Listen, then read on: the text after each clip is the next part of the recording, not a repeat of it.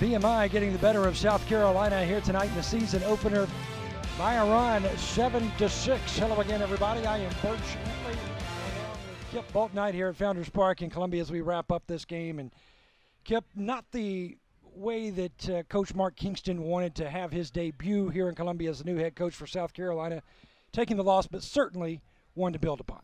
I think it's I saw a lot of positive things, Birch. I think, obviously you want to win the game. You want to win your opener.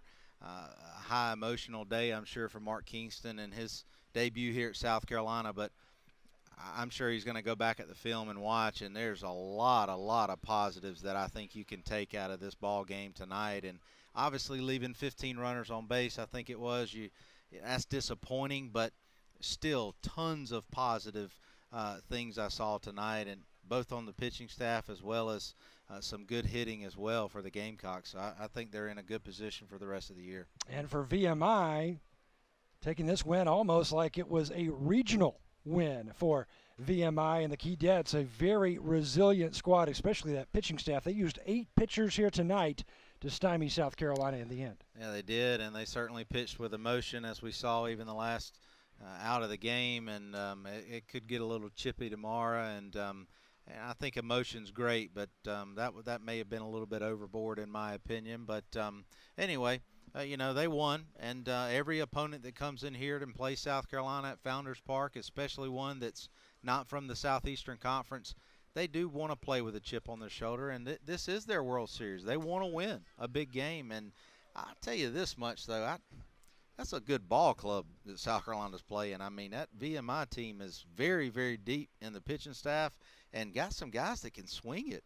I mean, they were impressive. They did enough to win today, and South Carolina had a lot of great moments, and it didn't work out for them in the end. But again, losses are never fun. You never want to have them, especially early against a non-conference team. But I walk away with a lot of positives from this loss for South Carolina. Well, let's take a look at the highlights and take a look at some of those big swingers for VMI. We'll start with Will Eaton, who jumped on this pitch for Adam Hill back in the 4th inning, and it was a huge 4th for VMI as they took the lead and never looked back. Back-to-back home runs.